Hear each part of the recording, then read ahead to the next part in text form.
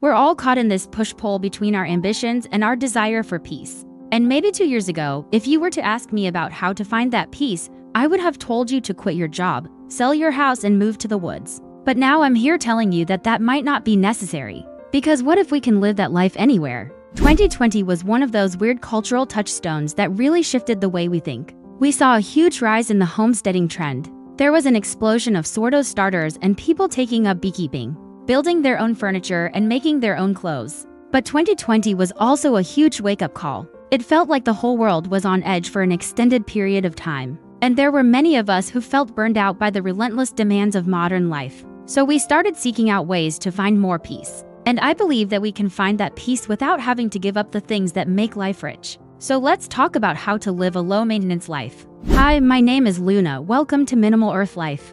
This is the space where we come to talk about how to get rid of stuff, so that you can enjoy your home and your life more. And the thing about a low-maintenance life is that it is different for each of us. It's going to look different depending on your season of life, your personality, your resources. But I hope these sections will help you identify areas where you can simplify your life and reduce the overall cognitive load so that you have more energy and you feel less overwhelmed. Section 1. Simplify your daily life. We've all seen those videos or read those articles about how to simplify your life by getting rid of 50% of your belongings or living with only 100 possessions. While minimalism is not necessarily my jam, I do love a good purge. So check out this video if you want some tips on that.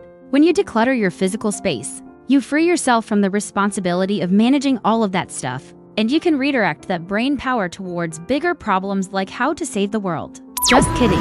But when you have less stuff, you'll have less to clean, less to organize, less to worry about. But it's more than just the physical stuff. A low-maintenance life means reducing the number of daily decisions that you make. And that looks like establishing routines and habits that work for you so that you don't have to spend all of your mental energy deciding what to wear today or what to eat for lunch. Develop systems around your daily tasks so that you can put them on autopilot. Over the past year, I've been creating morning and evening routines that work for me so that I don't have to waste time deciding what I should be doing to start or end my day. You can also lighten your schedule to prevent burnout. And this looks like learning to say no to extra commitments or setting healthy boundaries around your time so that you have space for rest and rejuvenation. Section 2. Manage your relationships intentionally. I love people.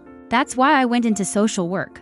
But even I have to admit that some of my relationships were draining. I used to think that having more friends would mean that I would be happier, but it actually ended up making me busier and more stressed out. And I didn't have enough energy for the relationships that mattered most. A low-maintenance life means having fewer relationships that are deeper and more meaningful. And this looks like cutting out drama and toxicity, focusing on the quality of your connections over the quantity. It also means prioritizing the relationships that are mutually beneficial. If you have a friend that only calls you when they need something, then it may be time to let them go. This might sound harsh, but keep in mind that you are also giving up that responsibility of having to manage that relationship, and you can redirect that energy towards cultivating healthier connections. Section 3. Emotional balance. One of the greatest gifts you can give yourself is to let go of other people's opinions and expectations. But it's also important to let go of the emotional baggage that doesn't serve you anymore. Forgive others, forgive yourself, and try to practice self-compassion.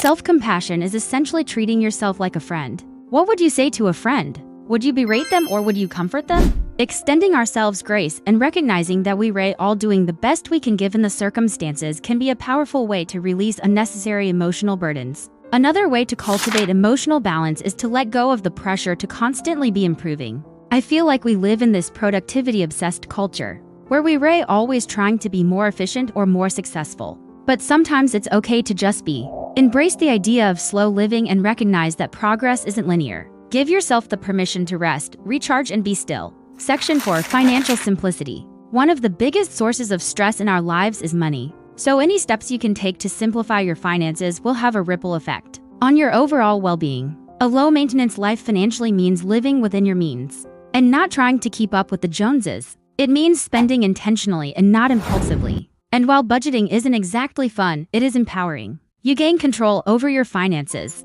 instead of feeling like you're at the mercy of your circumstances. Instead of spending money on mindless consumption, invest your money and time in meaningful experiences that bring you joy. It could be as simple as investing in a nice pair of walking shoes so you can explore new places, or buying tickets to see that concert that you've been wanting to go to. These are the types of things that will bring lasting happiness instead of that new car that will just depreciate in value. Section 5. Meaningful activities. If you spent your life doing what you don't want to do to get what you don't want, that is a definition of insanity. A low-maintenance life means doing what matters to you and not what is trendy or what everyone else is doing. When you pursue activities that are meaningful to you, you'll naturally gravitate towards the things that bring you joy and fulfillment. Maybe that's painting or beekeeping or playing video games. Whatever it is, make sure that you carve out time to do the things that matter to you. It is easy to get swept up in the busyness of life and forget to prioritize our own happiness. So make sure to protect your creative outlets and hobbies. Explore new activities and be open to trying new things. You never know what you might discover about yourself. Section 6. Health and wellness. I like to break down health and wellness into 3 categories: rest, reflect, and move. Rest looks like getting enough sleep, taking breaks during the workday, and allowing yourself to relax and recharge on the weekends. Reflect means taking time to journal, meditate, or just sit in silence and connect with your inner self. Move is all about finding ways to move your body that feel good. It's not about punishing yourself with a workout that you hate or restricting yourself from enjoying food. It's about finding a balance that works for you. A low-maintenance approach to wellness means prioritizing your well-being before it's forced upon you. When you take care of yourself now, you'll thank yourself later. Section 7. Mindset and perspective. A low-maintenance life means doing you.